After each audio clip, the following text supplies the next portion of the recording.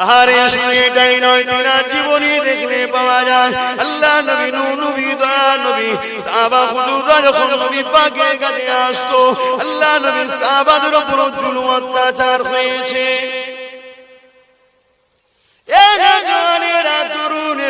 আল্লাহ নবী নূহ নবী দয়া নবী, যে নবী আমার দুনিয়া জমিনে আসলে মা বাপ যে ছেলেদেরকে সম্মান করে ভালোবাসে স্নেহ করে ওটা পেতেন না, আর ছেলেরা যে মা বাপকে সম্মান করে ওটাও পেতেন না। আল্লাহ নবী দুনিয়া জমিনে না সত্য প্রচার করতে লেগেছে। এই সময় দেখা যায় মক্কার বেঈমানেরা নিষ্ঠুর পাষাণেরা আমার নবী পাকের কথাকে কেউ শুনছে না, উপরন্তু আমার নবীর রক্তাক্ত করছে, আল্লাহ নবীর উপরে আঘাত করছে, আল্লাহ নবীকে জুলুম করছে। এই নবী আমার চিন্তা করতে লাগলে পাশে তায়েফের জমিন আছে, তায়েফের জমিনে একটু যায়, ওই জায়গায় গেলে তায়েফের মানুষরা হয়তো আমি মুহাম্মাদের কথা মেনে নিয়ে এক আল্লাহ আল্লাহ বলে জমিনের উপরে ফিতনা বন্ধ করে দেবে, জমিনের উপরে নারীদের অত্যাচার বন্ধ করে দেবে, জমিনের উপরে অশান্তি খুনোখুনি বন্ধ করে দেবে, জমিনে শান্তি প্রতিষ্ঠিত করবে। এই চিন্তা করে আল্লাহ নবী যখন তায়েফের জমিনে যেতে লাগলো, তোমার এই গঙ্গায় এত সহজ ইসলাম আসেনে গো, এত সহজ আসেনে গো, এত সহজ আসেনে গো।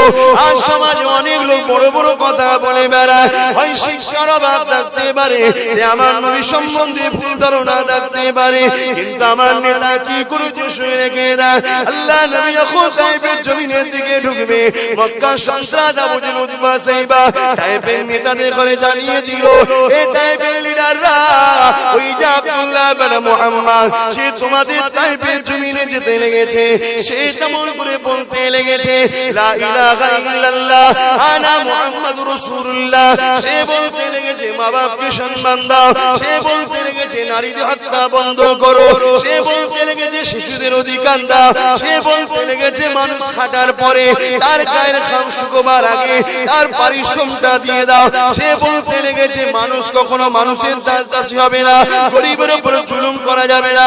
এই তায়েফের লিডাররা এই মুহাম্মদ যা বলে সত্য বলে, কিন্তু এর কথা যদি মেনে নি, আমরা যে মজা করছি ফুর্তি করছি আনন্দ করছি, মানুষের উপরে যে রাজত্ব জুলুমের টিকিয়ে রেখেছি এটা বন্ধ হয়ে যাবে। তাই তোমরা বলে দিই আগে থেকে, এই মুহাম্মদ তায়েফের জমিনে যাবার আগে তাকে তায়েফ থেকে বার করে দাও। আরে যার জন্য জমিন তৈরি হলো, যার জন্য আসমান তৈরি হলো, যার জন্য কায়নাত তৈরি হলো, সেই নবী আমার যখন তায়েফের জমিনে ঢুকতে লাগবে, তায়েফের সন্ত্রাসীরা বাচ্চা ছেলেদের ঘরে ভুল বুঝিয়ে এমন করে প্রস্তুত তৈরি করে রেখেছিল, তারা বড় বড় পাথর নিয়ে আল্লাহ নবীর নূরে গায়ে মারতে লাগলো। এই নবীর গোলামেরা একটু কি দিল কাঁদে না গো, একবারও কি মনে পড়ে না গো? আরে আমার নবী কতটা কষ্ট করেছে, নবী পাকের শরীর দিয়ে রক্ত ঝরতে লেগেছে, এত রক্ত বেরিয়েছিল, নবী পাকের জুতা মুবারকটা রক্তে বসে গিয়েছিল, ভিজে গিয়েছিল, রক্ত পুষে গিয়েছিল। এই সময় নবী পাক আর দাঁড়াতে পারল না, তায়েফের জমিন অজ্ঞানে পড়ে গেল। নিষ্ঠুর শয়তানেরা এমন করে গিয়েছে, আমার নবী পাকের হুঁশ আছে না নাই নাকি হাত দিয়ে দেখতে লেগেছে।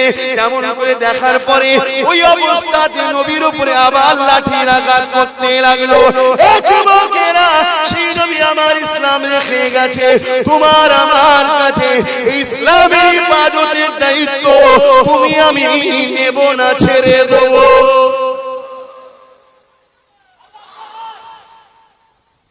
কত কষ্ট করেছে ভেবে দেখো। মাঝে মাঝে ভাবি, খোদা পাঠালে এমন একটা সময়, যে সময় ঈমান বাঁচানো তোমার রাসূল বলেছে হাতে তালুতে আগুন রাখা সহজ, তো ঈমান বাঁচানো কষ্ট। সেই সময় পাঠিয়েছে সেই রাসূলের ইসলাম আমরা সমাজের বুকে রাখবো না, মিটাবো। দায়িত্ব নেবেন ইসলামের, না মিটিয়ে দেবেন? কেন রাসূল তো বলে গেলেন, আমি তোমাদের কাছে তিনটে কি রেখে গেলাম, কিতাবুল্লাহ আল্লাহর কোরআন শরীফ ও সুন্নতে রাসূল, আমি নবী আমার সুন্নাত, 3 নম্বর ও আহলে বাইতি আমার খানদান পরিবার। তো সেই রাসূলের ইসলাম যদি আমরা রাখতে চাই রাসূলের দ্বীন, নবীর ইসলাম কি শিখাচ্ছে এটা আমাদের শেখার দরকার আছে না? আজ এখানে জলসা হচ্ছে, আমি আপনাদেরকে বলতে পারছি, কিন্তু আগামী দিন এই সমাজে রাসূলের শরীয়ত কি বলে, কোরআন কি বলে, সুন্নাত কি বলে, হাদিস কি বলে, এটা জানাবার জন্যই তো শিক্ষা প্রতিষ্ঠানগুলো তৈরি করা হয়, যেখান থেকে আমার রাসূলের আদর্শ শিখে প্রকৃত মানুষ তৈরি হবে। জোরে বলুন সুবহানাল্লাহ। নিজেকেও যেমন নবীর দ্বীন শিখতে হবে, সাথে সাথে কেউ নবীর দ্বীন শিখতে চাইলে তার পাশে দাঁড়িয়ে তাকে শিখাবার চেষ্টা করতে হবে, তবেই তো আমরা নবীর দ্বীনকে বাঁচাবার চেষ্টা করি।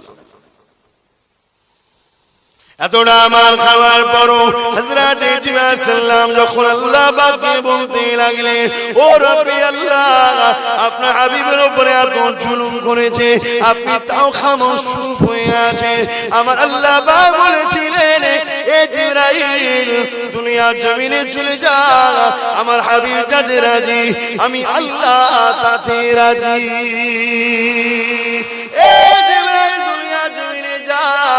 আমি কেন সবর করে আছি, উত্তর পেয়ে যাবি।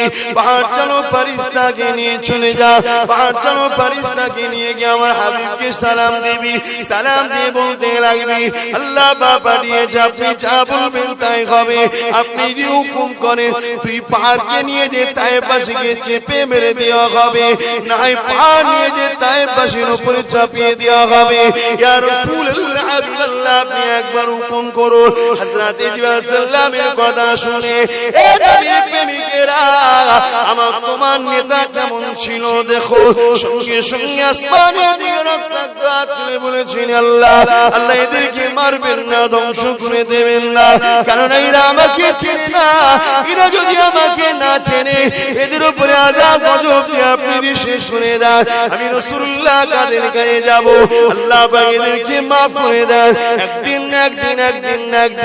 ঈমানের নূরে কালেমা পড়ে এদের ছেলেরা আমি রাসূলুল্লাহ আমাকে প্রেম করবে, আমার জন্য নিজেদের জান পর্যন্ত